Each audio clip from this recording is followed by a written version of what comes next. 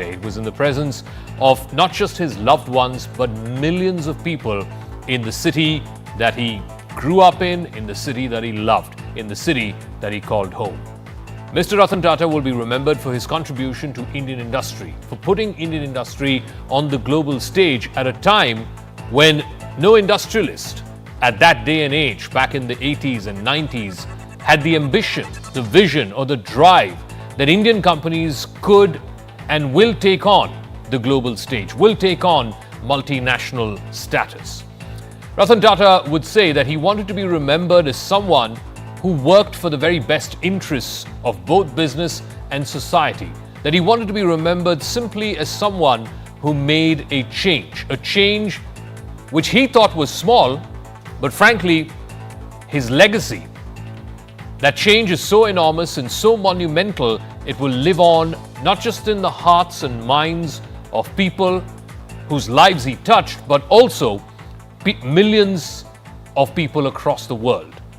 Those words ring true today as India bid farewell to truly a crown Ratan of the country.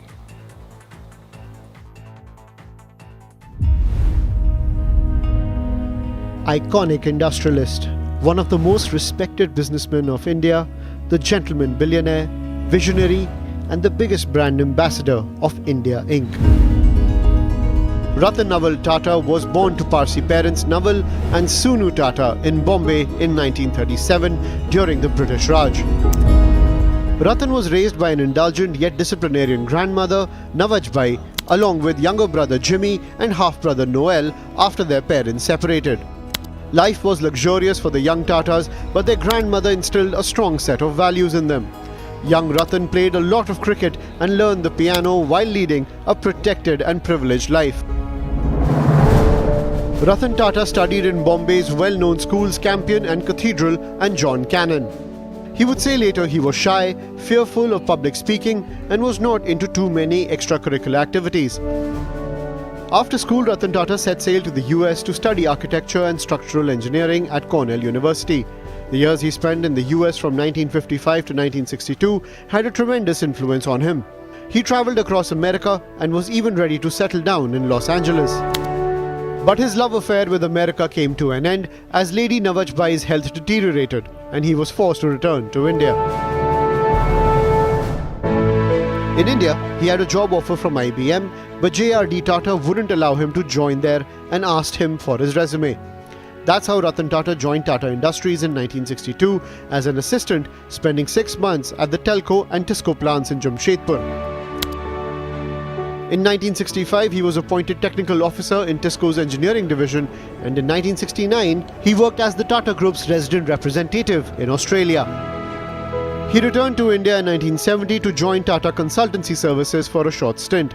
His first big job was with Nelco in 1971, where he was made director in charge. In 1974, he joined the board of Tata Sons as a director and rose to become chairman of Tata Industries in 1981.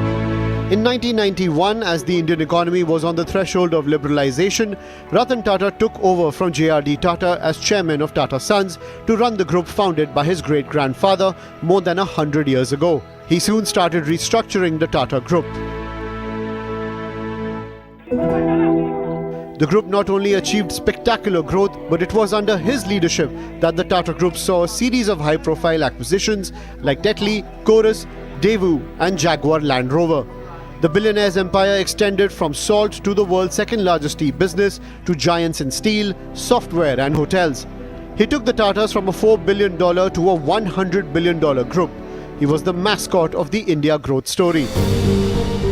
A car enthusiast himself, in 2008, Ratan Tata launched the Tata Nano, his dream project of small but super cheap cars which he thought would enable millions of Indians to own their dream car.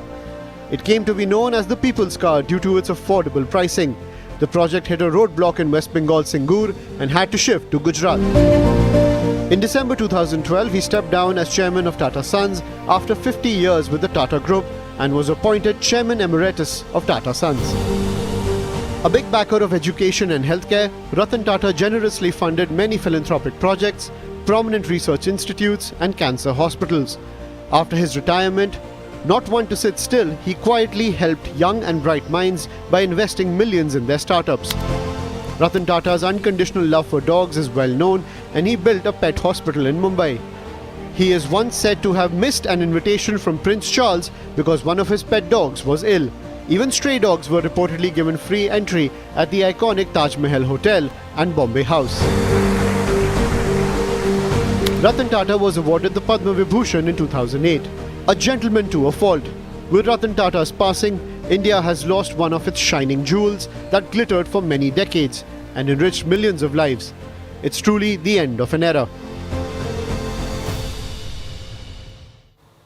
It is truly the end of an era, and we will be speaking to people who got to know him, who were fortunate to know him from very close quarters through the course of this program. I want to first go across to Mr. Praful Patel. He's a member of the Rajya Sabha and former Union Minister for Civil Aviation. Of course, Mr. Ratan Tata was a huge aviation enthusiast. Mr. Patel, thank you very much for speaking with us. We join you and millions of others in condoling the death of one of the legends of Indian industry who's passed away. You worked very closely with him when you were minister. What are your most lasting, most fond memories of Ratan Tata as a person? If you can share some anecdotes, particularly in your time as Civil Aviation Minister, and we all know, how dear Air India was to him. So if you can share some of your fondest memories of Mr. Ratan Tata. Well, I think it's a very sad day for the country, not only for Indian industry, because Mr. Ratan Tata's life was not just about being an industrialist. He was a statesman, he was a philanthropist, he was into so many different spheres of life which he has influenced in this country.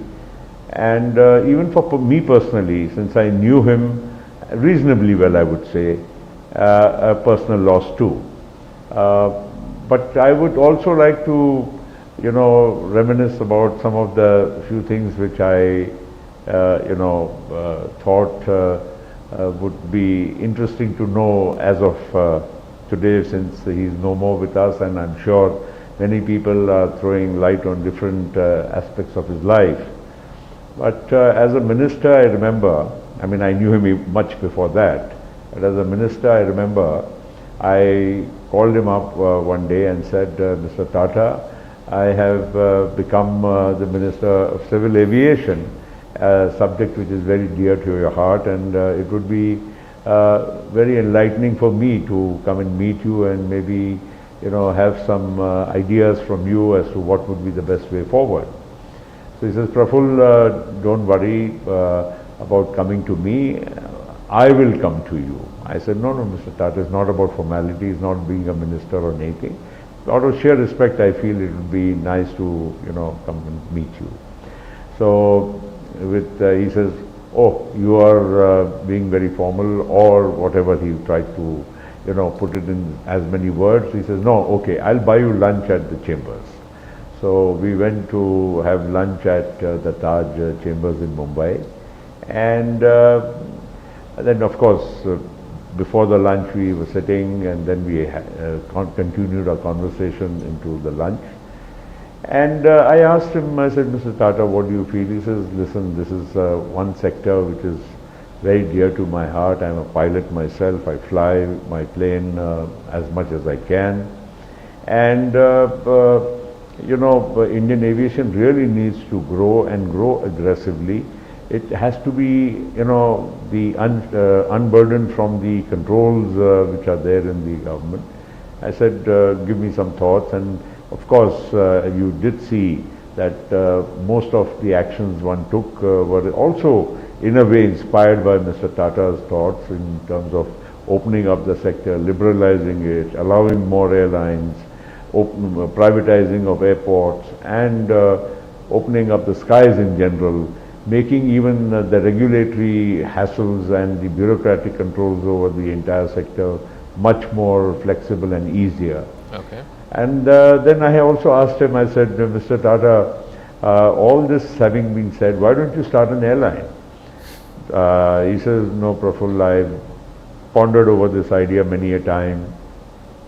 I said, I know, Mr. Tata, why you're not wanting to start a new airline. You always wanted Air India, and maybe that's the reason you're waiting and waiting. He says, well, if Air India ever comes my way, we would definitely consider it very, positively.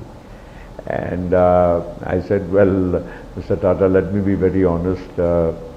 I'm a little new into the ministry, so give me a few months. Let me understand and also share my thoughts with the Prime Minister about if at all Air India needs to be privatized.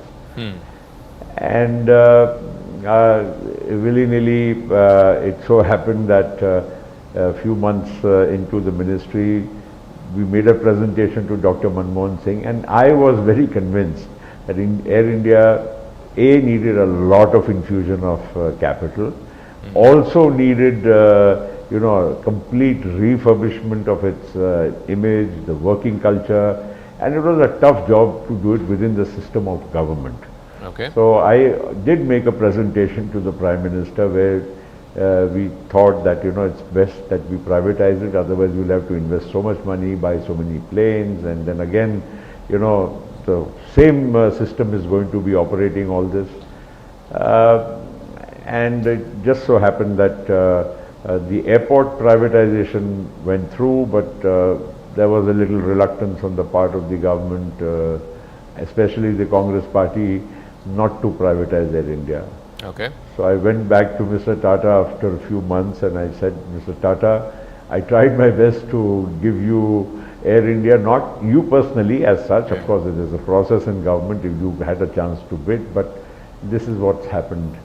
So he laughed and he said, well, now you understand why, I don't want to start an airline. So this is one of the interesting anecdotes I had a chat with Mr. Tata. Eventually, of course, Air India has gone to them, and I think Air India's future, because of Mr. Tata's initiative, will always be in good hands, thanks to the working culture and the ethos of the Tata Group which he built. I do want to ask you about this whole Air India saga. As you said, it was very, very close to his heart. He always felt like Air India belonged in the Tata family. And finally, eventually, it's gone back to the Tata family. Of course, it had to happen under the Modi government. It was unsuccessful under the Manmohan Singh government, but eventually it happened when the Modi government was in power. Did you get a chance to speak to him after the acquisition happened, after Air India went back into the Tata family? Was he thrilled to bits about it? Did he feel like this was an unfinished business, this was an unfinished part of his legacy, and now he can sort of rest well knowing that the crown jewel has come back into the Tata family? Was there any sort of exchange of notes or meetings that you had with him after the acquisition of Air India by the Tata Group? Well, I think it is, of course, a happy moment. It must have been a very happy moment for him in his life to have had Air India back. And I did speak to him once at some function.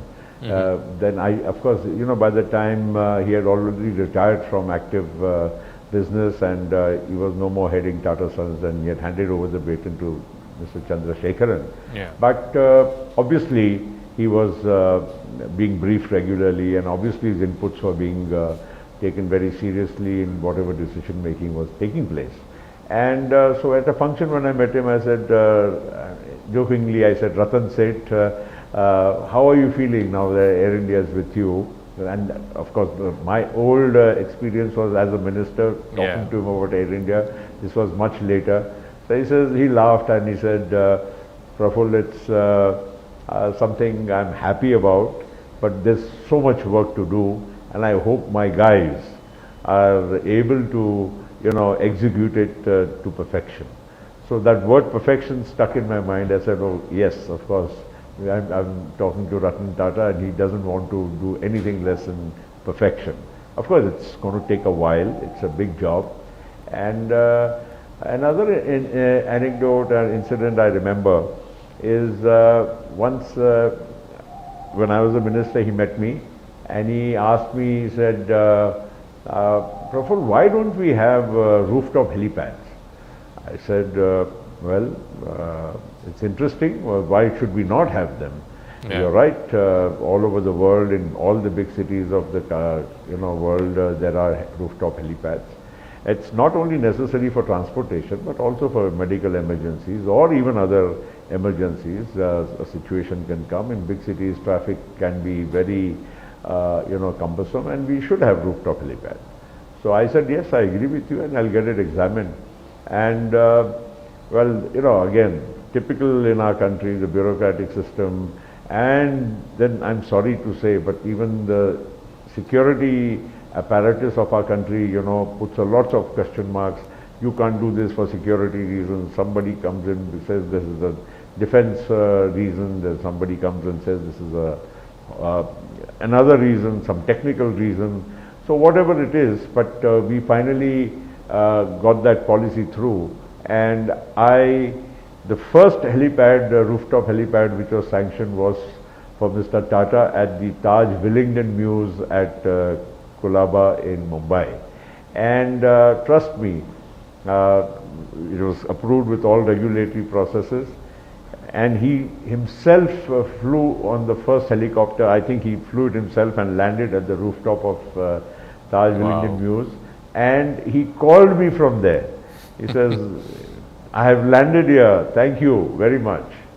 It was so, touching that, and he was excited like a, young boy, that who just, gets maybe his gift from his parents for doing well or something, like a birthday present. He was so excited. I think, there's lots of things. I think aviation was something very close to his heart and very passionate about it. He loved flying. He loved everything about aviation. All right, Praful Patel, thank you very much for joining us and sharing those anecdotes about Mr. Ratan Tata. Thank you very much indeed. Let's now go across to someone who has known Ratan Tata in his growing up years. Of course, his father, his late father, Murli Deora, was a very dear friend of Mr. Ratan Tata. Milind Deora is a member of parliament of the Rajya Sabha, also former union minister in the UPA government. Milind, thank you very much for speaking with us.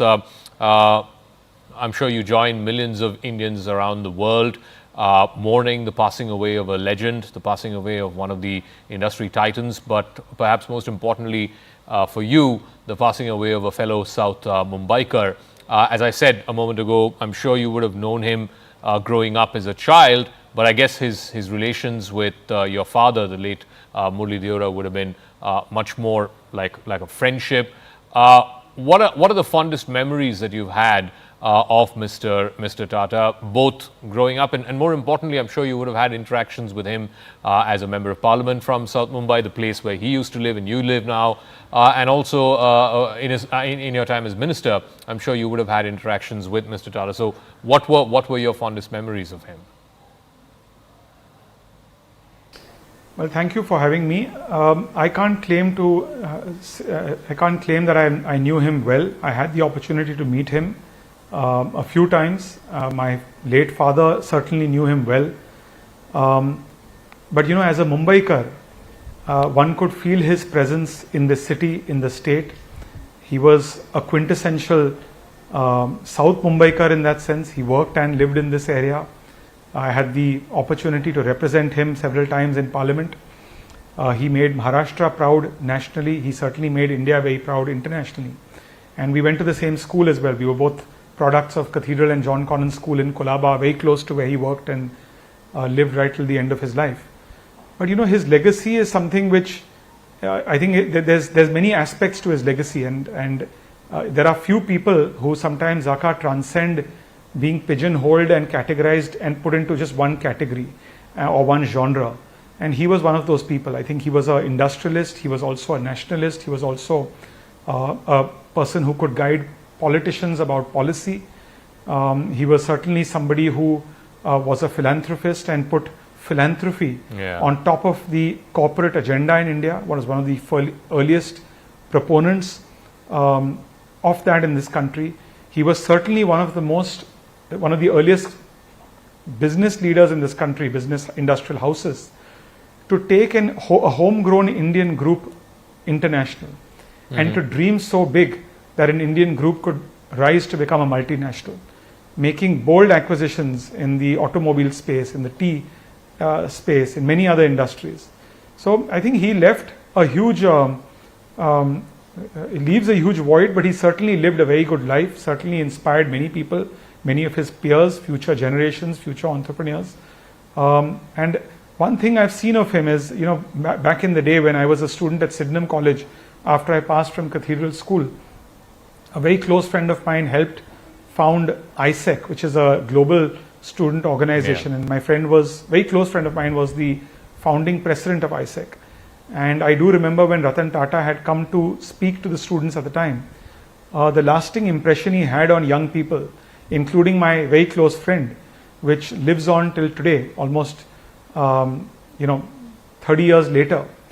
The impression he left on young people who went to him, were afraid to meet him, but instantly made himself very accessible, gave them all his attention, invited suggestions, however out of the box they may be, and told people to dream big, think big. So these kind of people, I think, are the leaders who know how to invest in people. They know how to make people feel better about themselves than they were feeling before they met that person. And they're people who live the lives the way they want to live their life. I mean, there are business leaders who feel, they've made money, they want to do something with their wealth, they want to donate to charity, they want to have a more extroverted public lifestyle. There are others who want to live very introvertedly. And Ratan Tata was one of those who you'd see taking his dog out for a walk in Kolaba in South Mumbai. So he also taught people like me that, do what you want and what makes you happy. And I think he lived a really good life because he adhered to those principles. I do want to ask you about something that you mentioned about his connect with young people, and much after he retired, he was also an early investor in some of India's biggest startups. The ability to connect with a young person, howsoever wacko his ideas or her ideas were, and yet to be patient with them, to understand where they're coming from, and to have the the foresight and the ability to buy those ideas and buy into those ideas. How did he manage to do that? Because he was the great Ratan Tata. I mean, he was the legend. He didn't have to sort of bring himself down to the level of a 23-year-old or a 25-year-old and understand where they were coming from and believe in what they were trying to build. Tell us a little bit more about that connect with young people that he had, which of course led him to be a founder, investor in numerous successful startups here in India. I'll tell you one story. When I had just been elected to Parliament at the age of 27 in 2004, I was at the Taj Mahal Hotel in Mumbai in Colaba for a function, and he was entering while I was leaving, and he basically, my father and I were together, and he met my father, and he said, "Hi Murli, how are you?" They chatted for a bit, and then he came to me and he says, "I have to tell you, I'm a bigger fan of yours than I am of your father's, and I heard you speak on a television interview, and I was very impressed by your ideas for Mumbai and for urban issues." So that caught me off guard, for instance, that here's a man who we look up to, a very, very senior corporate leader, somebody who has a vision not just for what his business should be doing, but also for the city that he and I both live in, for the region that we live in. So I think these are things which good leaders do. They naturally engage with people. They don't discriminate on the fact that you may be young, you may be old, you may be a man, you may be a woman, you may be of one economic strata, you may be of another economic strata. They look at good ideas. They're not driven necessarily by and bogged down and being dogmatic because of ideologies, but they're more into ideas and people. And I respect leaders like that. I respect people who have the ability to transcend these categorizations and society pigeonholing you into, you have to only do this or you only have to do that, and you can't do this if you're a corporate leader and you can't do this if you're a politician. And just being free, going with the flow. And I found him to be one of those people. There are many other business leaders like that who I know who have that rare quality. And he certainly was one of those who was very at ease with himself. He was at ease at not being seen at parties, at being seen at weddings, at being seen at functions, but yet having a lasting impact. And I know that when people would meet him one-on-one on an issue that could be related to his business, that could be related to something else, they would walk away fully engaged and very happy with their engagement. Either they received some really good advice from him, or they walked away feeling that he took away some good advice from them. And this was young people, this was older people, this were experienced people. Now that's a rare trait, and I think people who do that Zaka, in my opinion, and I've seen this with musicians even, who I admire, these are typically people who have no insecurity. They're not insecure about welcoming feedback, having an honest conversation.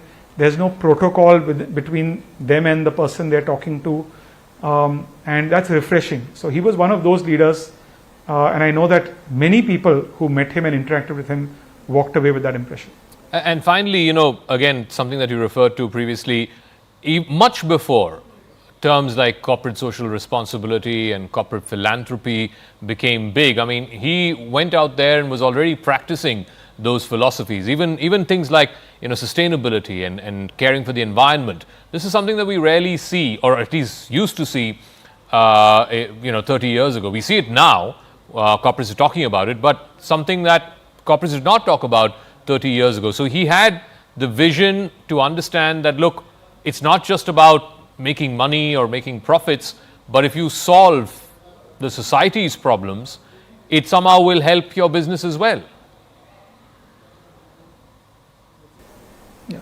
No, there's no doubt that he was way ahead of his time in corporate India in terms of, demonstrating that what is good for society, what is good for the environment, what is good for the country can be good for business. He was a trendsetter in that sense. There's absolutely no doubt about it.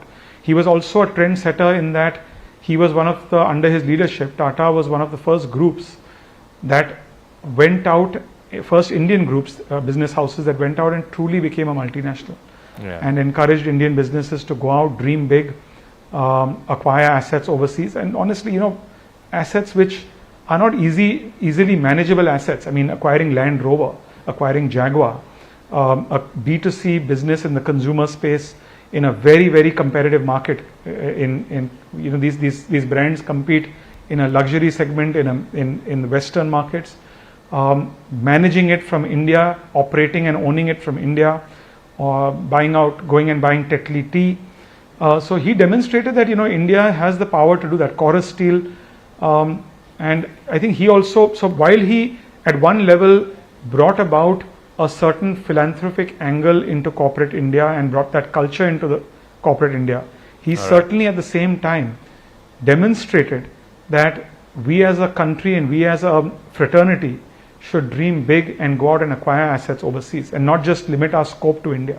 We can actually compete with the best companies globally. All right, Milind, thank you so much for joining us with your thoughts, your anecdotes, your stories about Mr. Ratan Tata. And like I said, we join you and millions of others around the country condoling the passing away of truly a corporate icon, a legend in Indian industry. But let's try and get to know the person that Mr. Tata was, somebody who's worked very, very closely with him as executive assistant, then ethics officer in the Tata Group, who's worked with Mr. Ratan Tata personally and professionally for a number of years, is Mr. Mukunji Rajan. He's the author of My Life with the Tatas, very close aide of Mr. Ratan Tata. Thank you very much. Like I said, you've worked with Mr. Ratan Tata for a very, very long time. You've said this in your book as well, that one word that you would use to describe Mr. Tata is ambition. Talk to us about his ambition at a time when India was just opening up and Indian companies were dealing with this sort of uncharted terrain, uncharted waters as it were. He had the dream, the tenacity, the ambition, the vision to say that Indian companies can compete on the global stage. Where did that come from? So I think the thing to first bear in mind is he was taking charge of the Tata Group from his predecessor JRD Tata, who was quite a legend in the Indian business community. JRD had been chairman for 53 years. However, much of that period had been a period when India was still a relatively protected economy and just emerging after Indian independence, quite a poor country. So JRD had a separate set of challenges, but had proven how to really lead this group in fairly constrained environment. For Ratan Tata, the challenge is completely different because the economy is opening up, foreign multinationals are coming into the country, and Indian businesses, no longer constrained by the license Raj, were now obviously also presenting competitive challenges to the Tatas. So he had almost a double whammy. He had to prove to people that he was a worthy successor to JRD Tata and could really lead the Tata Group to further success. But he also had to handle this new wave of competition. So I think the first thing that he figured he had to do was really to ensure that the Tatas could protect their home turf. And a lot of what he did in the 1990s was really about consolidation and defending the home market. Without the home market, there's no question of being able to compete overseas. And to do that, he really focused on several things. One was a very important focus on quality management and control. In fact, to honor the memory of his predecessor who passed away in 1993, he instituted what he called the GRD Quality Value Award Program to ensure that Tata companies created best practices, benchmarked themselves with peers not just in India but around the world, and shared those best practices with each other. Once he was able to do that and got more confidence that really Tata companies were on their path to improving their product quality, to being able to compete well, that's when he started getting the confidence that perhaps these companies could also go overseas and fight with foreign competitors in their home markets. Again, to do that, you needed financial resources, you needed a strong brand, you needed the power of the Tata Group, the whole having to be greater than the sum of the parts. And towards that end, through the 90s, he ensured that the Tata Group became a much more unified figure. The famous Tata brand and logo that is still current today was something that he devised. Before he came on the scene, each Tata company was literally using its own interpretation of the Tata brand and the logo. So a lot that he did to focus on quality, to unify the group, to ensure that there's much greater financial muscle put behind key initiatives in the 1990s, I think eventually paid off in the 2000s. I do want to ask you though, he did make some mistakes professionally. I mean, the Chorus acquisition, for example, you've written in your book what a bleeder that was. Really, by way of investment, it was too much. Then the global financial crisis struck. So that was a bad call. And even in his later years, this whole succession battle that happened with Cyrus Mistry and how it became ugly. What I do want to know from you, though, was how he dealt with these challenges. How did he deal with those situations where he made mistakes? Of course, he realized it. And then how did he go about acknowledging and correcting those mistakes? I think he was certainly not somebody who was given to sort of fooling himself. He understood the pressures that were created by some of his own actions, which he took full responsibility for. I think Chorus Steel and the kind of debt that it piled on to Tata Steel and indirectly onto the Tata Holding Company was to some extent bad luck. In 2008, a year after the acquisition had taken place, you had the global financial crisis. And frankly, nobody around the world, let alone in India, had a clue or inkling that something like this was going to happen. And this really, I think, set back some of the group enterprises for several years and eventually led to some of the divestments of assets that had been picked up in the early 2000s, subsequent to Mr. Tata's chairmanship. But business goes through cycles. Sometimes you make the wrong calls. He was not somebody who was defensive about what he had done.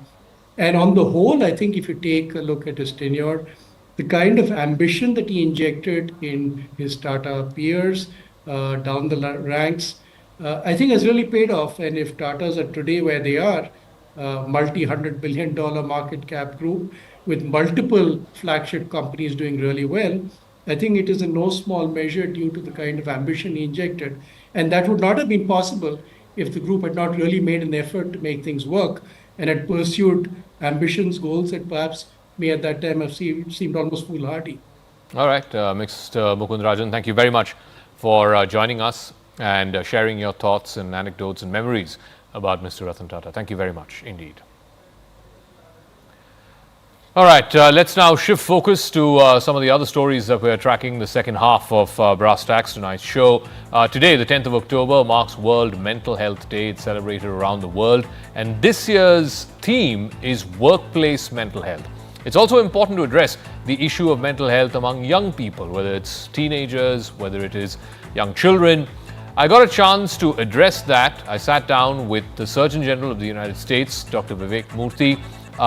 In fact, he outlined what a big problem this is, how attention spans were becoming shorter, how young people were going through depressive bouts because of excessive social media use. He also talked about what he believes is the responsibility of social media companies, which he thinks they're not fully fulfilling. And he also gave some practical advice as to how parents, and I'm sure there are many out there who are dealing with this tricky problem of how much do you expose your child to technology, at what age, and how do you regulate the use of technology, the use of cell phones or iPads or what have you amongst your young children. These are some of his suggestions. It is a fascinating conversation that I had the privilege of having with the US Surgeon General, Dr. Vivek Murthy. Let's play out that conversation right now. So in this day and age, whether it's in the United States, whether it's here in India, there's a lot of talk around mental health, loneliness, and of course, the use of social media, particularly use of social media by kids. How does one sort of prepare for all of this?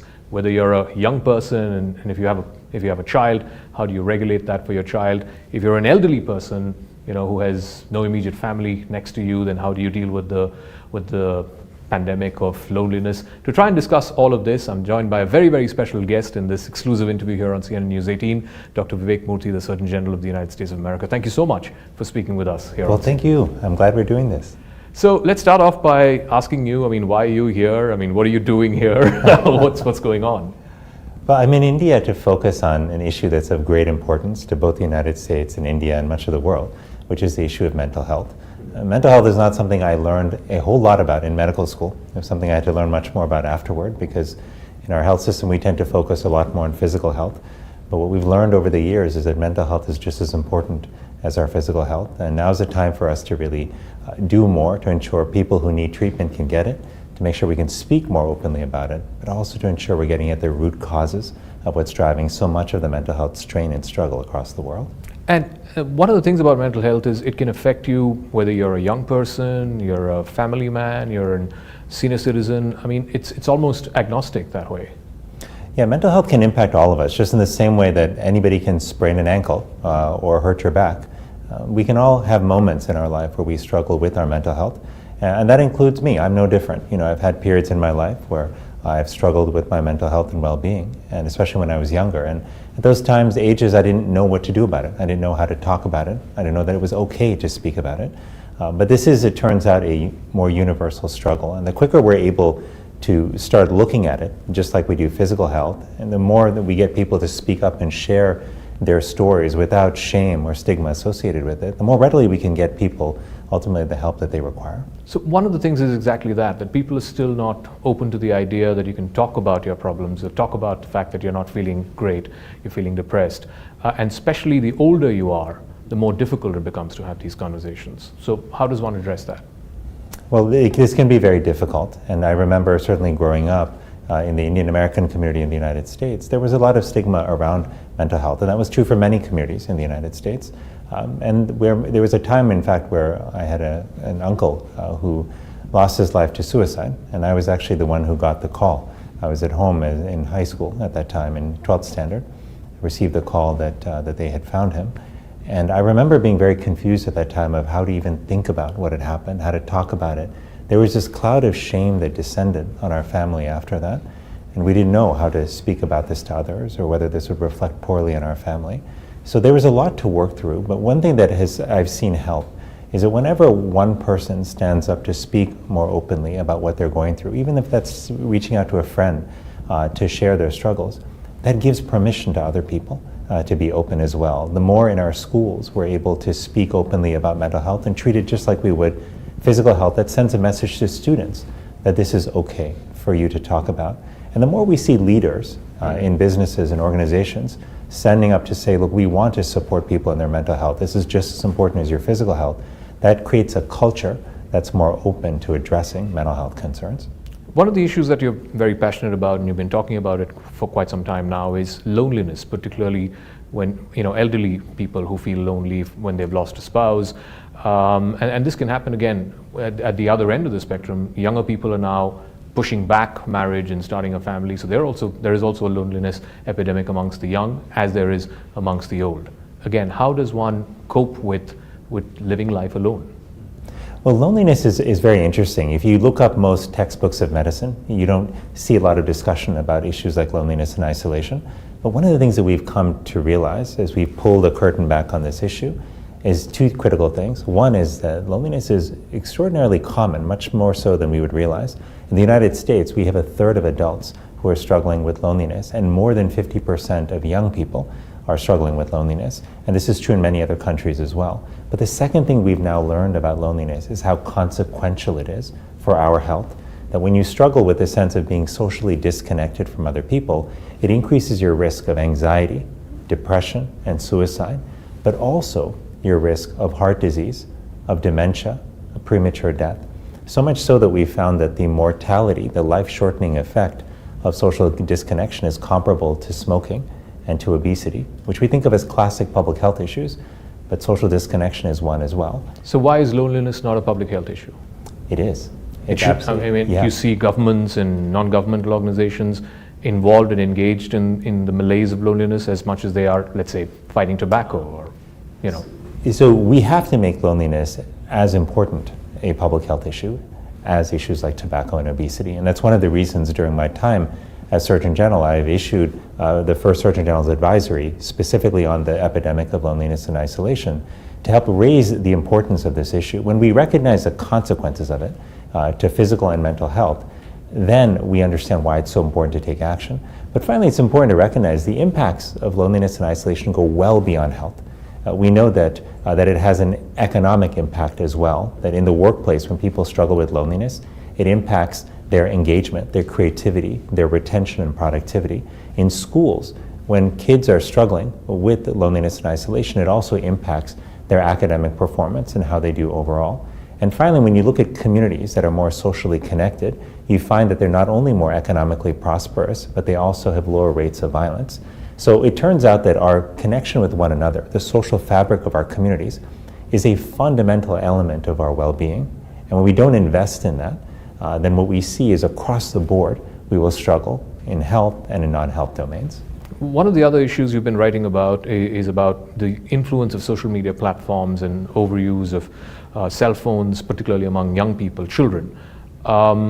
You feel that social media companies are not fully, keeping their side of responsibility by not saying that children should be kept away from certain content or certain amount of social media regulation is required for kids. Can you elaborate on why you believe the onus is more on the companies? Well, first we have to step back and recognize why this is important for kids. What we see is that when adolescents, young people are using social media for 3 hours or more a day, that's associated with a doubling of risk of depression and anxiety symptoms. We also see on studies that young people themselves are telling us about the harms. Nearly 50% of adolescents are saying that social media makes them feel worse about their body image. We also know that a third of adolescent girls say they feel addicted to social media. And the harms are coming not only from harmful content that kids are getting, but it's also coming from the addictive features that companies build in that prey on the developing brains of adolescents to lure them into excessive use that comes at the expense of sleep, in-person time, physical activity, and learning. So these harms are significant. They've been building over time. But what has not been building is a response to it, right? And this is why I have called for strong responses to make social media safer from a public policy perspective, but also for us to change how we approach this as a society. And that includes companies stepping up and taking more responsibility to make their platforms safe. Now, how would you do that? Could you elaborate, like what is it that you want these social media platforms to say or display on their pages that would make it a little more friendly for kids? Well, the social media companies, I think, are aware of the safety concerns that many families have. What I would like is the following. Number one, for them to be transparent about the data they have, about the impacts on the mental health of kids that their platforms are having. And right now, independent researchers say they cannot get full access to the data. As a parent, I do not want to feel that a company is hiding information from me about the impact of their products on my children. The second thing companies can do is they can look at the algorithms that they have which feed content to our kids and to all users, and ensure those algorithms are not directing harmful content to children. I have myself sat down with so many parents over the years who have lost their children to suicide after their child was fed content on the algorithm on social media which directed them to harm themselves, and in some cases walked them through how to do that. That should never happen, but it still happens today with no accountability or consequences. And finally, the third thing I would like companies to do is to not only put safety measures in place, but to be transparent about the impact those measures are having. It's one thing to say I'm taking 10 steps to protect children. The real question is, are they working? Right? Right now, the entire burden for managing the harms of social media has fallen on the shoulders of parents and children. And this is an impossible task for parents because, number one, they didn't grow up with this technology. And if you give them 50 different options, how to manage those is not always simple. I'll tell you, in my own school community, I have 2 children myself, and as parents, we all talk. And one of the parents recently said that she had given a phone to her daughter, who is in 7th or 8th standard, and she had set all these parental controls, but she found that her daughter found ways around them. She installed a factory reset on the phone to get rid of a lot of those controls. She managed to maneuver the toggles to open it up and to download apps that her mother had told her she was not allowed to. She would erase those apps before she gave the phone back to her mother at the end of the day. And the reason the mother was able to figure all of this out is because she was a cybersecurity expert.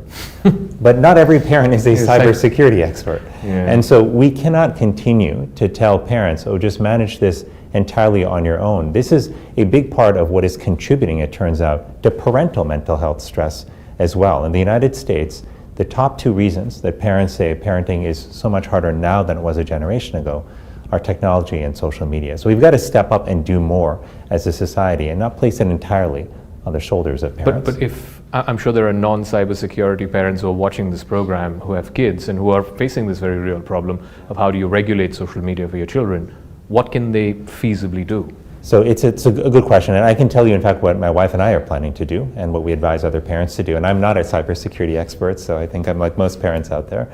But number one is I would wait to allow your child to start using social media until after middle school. And in terms of age, that would be until around the age of 15 or 16, at least.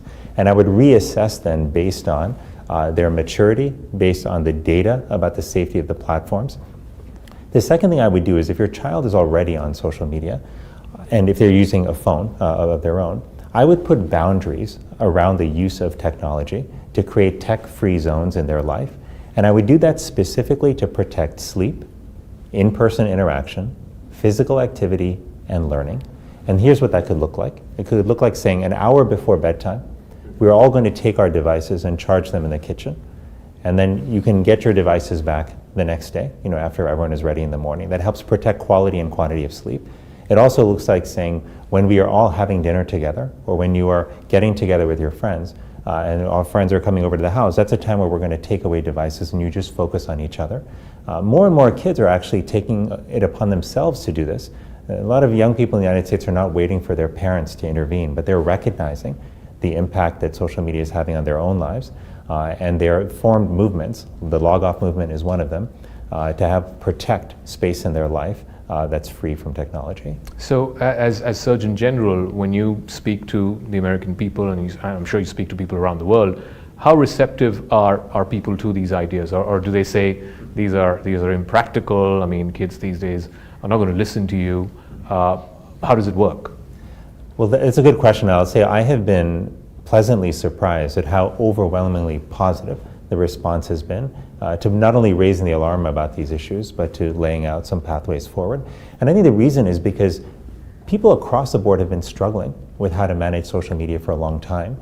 Parents and children have deep insights into the harm that many of them are experiencing, and they need help. They want help. And if we can offer them simple, practical steps, that can be a beginning in terms of making these platforms safer. But finally, this is one really important thing for parents to remember. Managing this entirely on your own can be really hard. And that's an expectation that parents, I think, have often put on themselves. which contributes to their own stress. This is too hard for any single parent to feel like they can completely handle on their own. What we need to do as parents is actually lean on each other. We need to talk more openly about how we're managing social media and technology more broadly in our kids' lives. And we need to actually join together in making joint agreements about what we're going to do for our kids. If my child comes to me, as so many kids do, and say, if you don't let me open up a social media account, or if you don't give me a phone, I'm going to be the only one in my class who doesn't have one. And then I'm going to be left out and lonely. And is that what you want?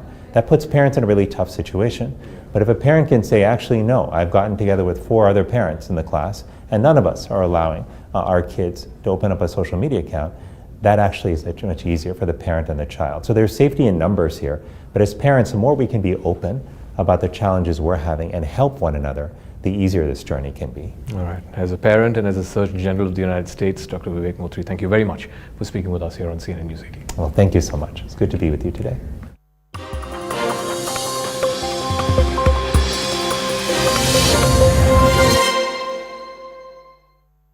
Lights!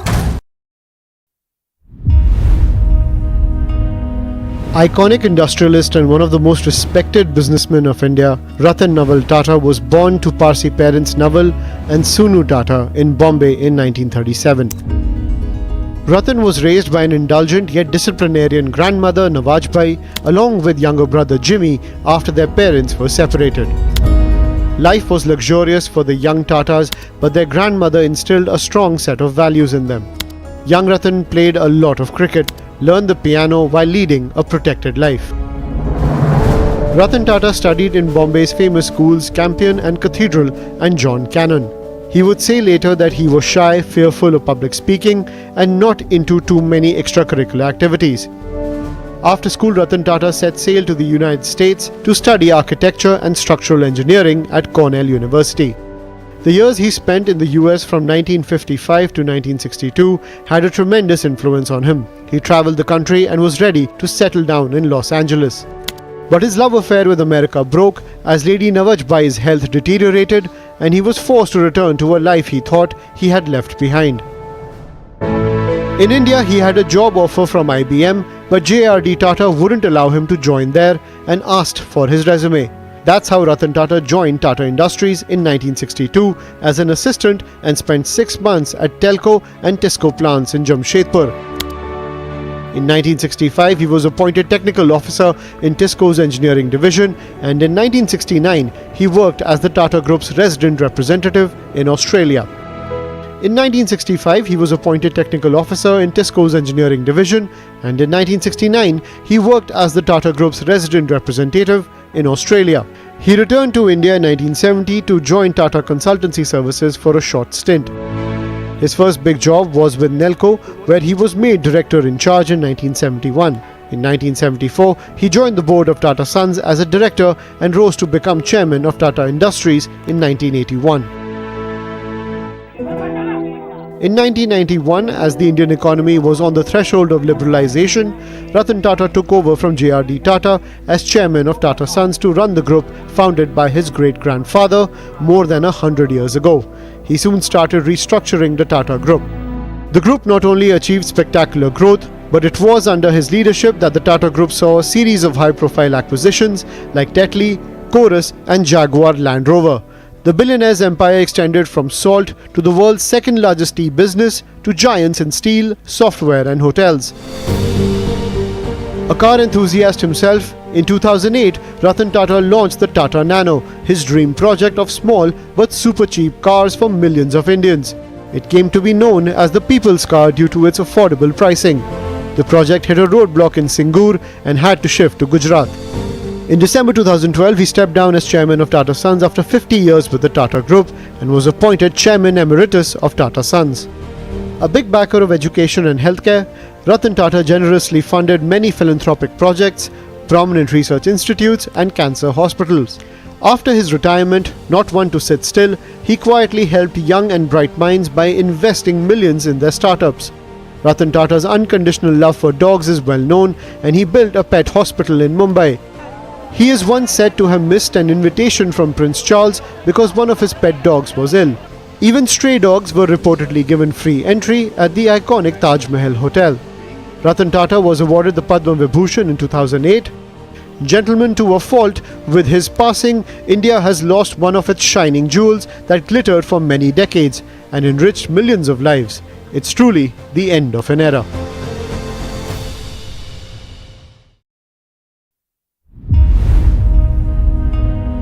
Iconic industrialist and one of the most respected businessmen of India, Ratan Tata was born to Parsi parents Naval and Sunu Tata in Bombay in 1937.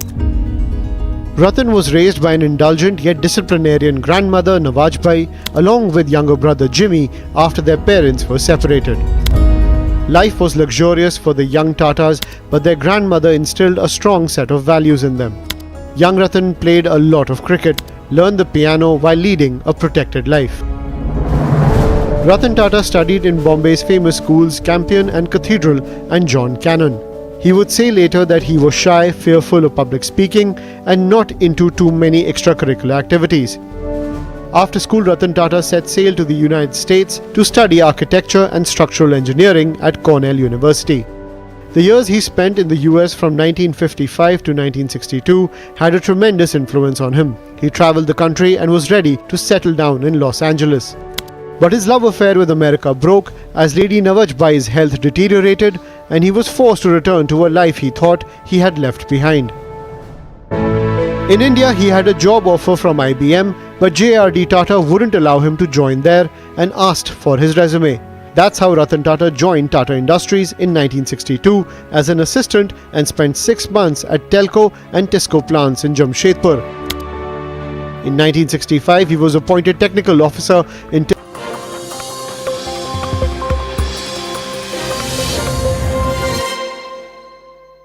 This is, the winds have really picked up, the water's really moving.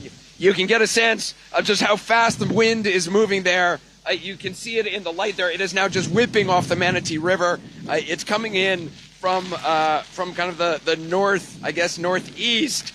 And the water now is really starting to pour over. If you look at the ground, whoa! Okay, that wasn't good. We'll probably go inside shortly. But you can see the amount of water here on the ground. This is water from the Manatee River. It's also water coming from the land as well. But as I don't know if you can turn, Neil. Take a look at this. There's a bridge over there. I've seen some emergency vehicles going across the bridge over the last hour or so. It looks like there's one about to come across. But you can really get a sense of just how much that water is coming on shore now. Let me just grab this here. So yeah, like stuff is just this came from the river. Thankfully, it's just styrofoam. I'll try to put it down over here. Try to get that behind a tree. So yeah, that's just one of the things we're starting to see stuff that's in the river itself ripping up and then getting airborne. So we'll probably move. We have basically when you do this kind of stuff, you have several fallback locations. So we have several fallback locations, which we'll probably shortly go to. But this is interesting. This is the first time. So now the water's really come over the Riverwalk. And the water is now kind of staying on the Riverwalk, but it's also now washing up to this sandy area, which is about 10 feet or 15 feet or so from the edge, the river's edge. So it is definitely really picking up now.